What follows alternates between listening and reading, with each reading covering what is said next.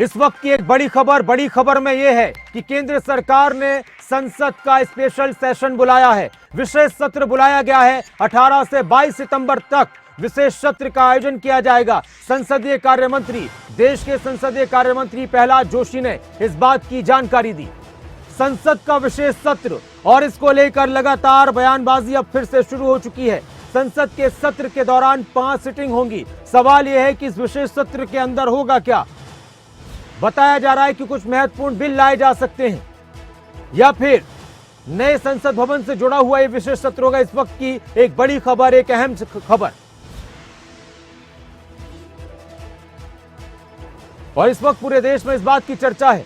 विपक्षी पार्टियों के बयान आने शुरू हो चुके हैं। अनिल मोर हमारे पॉलिटिकल एडिटर इस वक्त हमारे साथ जुड़ चुके हैं। अनिल, संसद का विशेष सत्र बुलाया जाना किन बातों की तरफ इशारा कर रहा है? चर्चाएं बहुत सारी हैं कि कुछ नए बिल आ सकते हैं, एक साथ एक देश एक चुनाव की बात हो सकती है।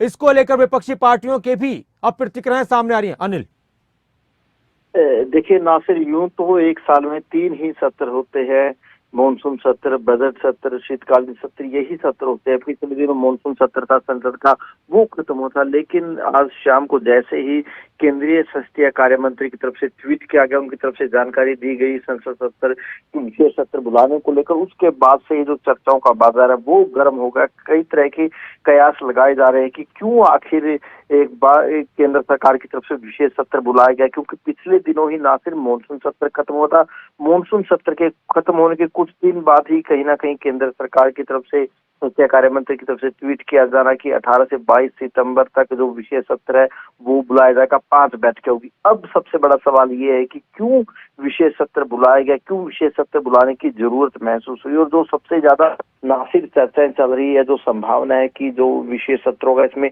8 से 10 महत्वपूर्ण बिल पेश किए जा सकते हैं। और जो सबसे ज्यादा चर्चा यही हो रही है कि राजनीतिक गलियारों में कि जो विशेष सत्र बुलाया गया, क्या इस विशेष सत्र में एक देश एक चुनाव को लेकर कोई बिल लाया जा सकता है, एक देश एक चुनाव को लेकर कोई बिल पारित किया जा सकता है क्या?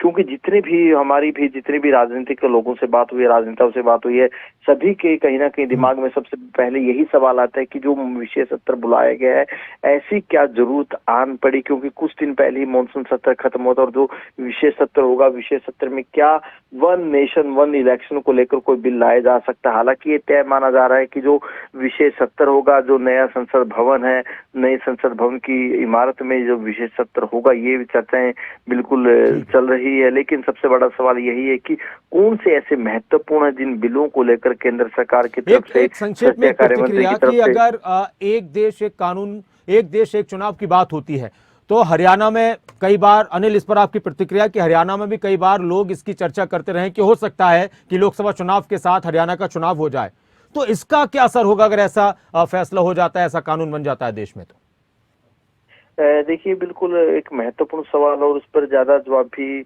क्योंकि देखिए जो सबसे पहले तो यही कयास लग रहे हैं कि जो विशेष सत्र बुलाया गया, क्या इस सत्र में वन नेशन वन इलेक्शन को लेकर कोई बिल लाया जाता है? अगर ऐसा कोई बिल लाया जाता है, अगर मैं इसलिए लगा रहा हूँ क्योंकि अभी ऐसा कुछ कंफर्म नहीं है, ना सिर्फ चर्चाएं हैं, राजनीतिक गलियारों में भी चर्चाएं हैं, प्रशासनिक गलियारों में भी यही चर्चा है। जो तमाम ब्यूरोक्रेट्स है वो भी कहीं ना कहीं उत्सुक है कि आखिरकार क्यों सत्र बुलाया गया। सबसे अहम बात है, देखिए आने वाले कुछ दिनों में 5 राज्यों में चुनाव होने, जिन राज्यों में चुनाव होने उनमें राजस्थान, मध्य प्रदेश, छत्तीसगढ़, ये कई बड़े राज्य है।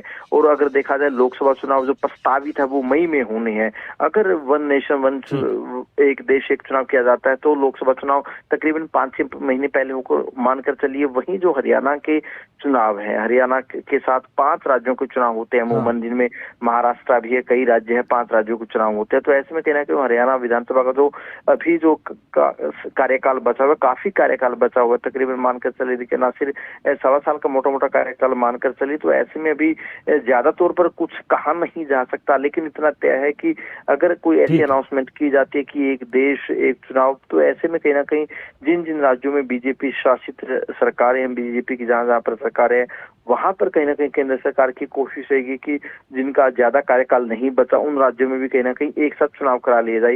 हालांकि दूर की बातें, अभी देखना ये होगा कि क्या जो विशेष सत्र होगा, विशेष सत्र में क्या कुछ बिल लाया जा सकता है, वन एक देश एक चुनाव को लेकर क्या कुछ बिल लाया जाएगा। बहुत शुक्रिया अनिल इस पूरी जानकारी के लिए। और लोकसभा में विपक्ष के नेता अधीर रंजन चौधरी ने क्या कुछ कहा विशेष सत्र बुलाने को लेकर, वो भी सुनिए।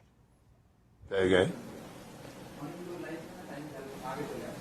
परंपरा ये होते हैं कि बुलेटिन निकालते हैं और नहीं तो फोन पे कम से कम सूचना दिए जाते हैं। लेकिन क्या कुछ बोलोगे क्या? तो उधर बैठे ना। जी सर। लेकिन इस बार पता नहीं अचानक क्या जरूरी स्थिति पैदा हो गए कि बिना पूछे, बिना सलाह, बिना मशवरा इस तरीके की सदन बुलाने की नौबत आ गई।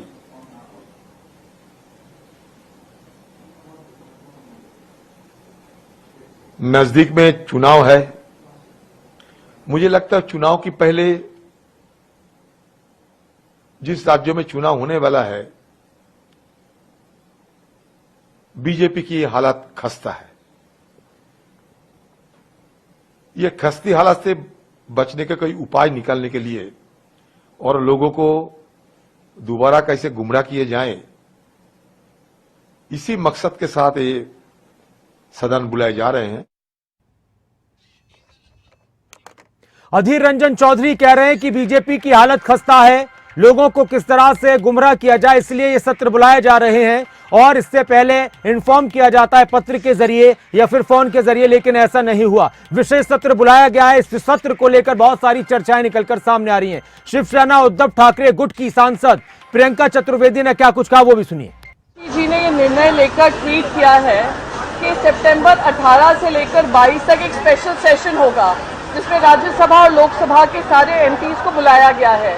मेरा सवाल ये है कि देश का एक बहुत इम्पोर्टेंट फेस्टिवल गणेश चतुर्थी खास करके महाराष्ट्र के लिए वो एक बहुत इम्पोर्टेंट हिंदू फेस्टिवल है। तो ये जो हिंदू विरोधी काम हो रहा है, हिंदू सेंटिमेंट्स को दरकिनार करके ये काम हो रहा है, हम जानना चाहते हैं ये क्यों हो रहा है, किस आधार पे ये निर्णय लिया गया, यही खास करके डेट क्यों चुनी गई, ये केंद्र सरकार को और पार्लियामेंट्री अफेयर्स मिनिस्टर को बताना पड़ेगा। तो सवाल किए जा रहे हैं विपक्ष की तरफ से कि सत्र के बुलाने की अचानक से क्या जरूरत पेश आ गई, ये तारीखें क्यों तय की गई हैं। लगातार विपक्षी सांसदों के बयान आ रहे हैं, विपक्षी नेताओं के बयान आ रहे हैं। प्रियंका चतुर्वेदी ने भी सवाल उठाए और साथ में अब हरियाणा के कांग्रेस के सांसद, कांग्रेस के राज्यसभा सांसद दीपेंद्र हुड्डा का भी इस पर बयान आया, वो भी सुनिए।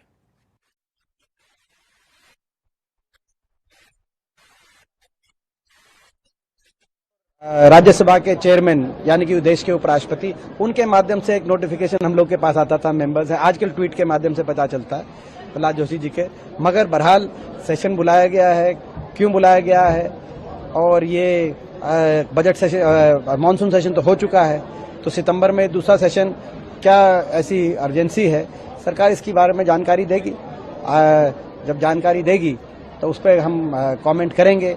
उन्होंने कहा कि अमृतकाल जो है तो अब तो उसका भी मगर क्या संदर्भ है? अमृतकाल तो ठीक है, लेकिन ऐसा अमृतकाल भी ना हो जब समाज में विष घोला जाए और अमृतकाल कहा जाए। लेकिन क्या संदर्भ है पहले वो हम देखें, जाने, उसके बाद उस पर कमेंट करेंगे।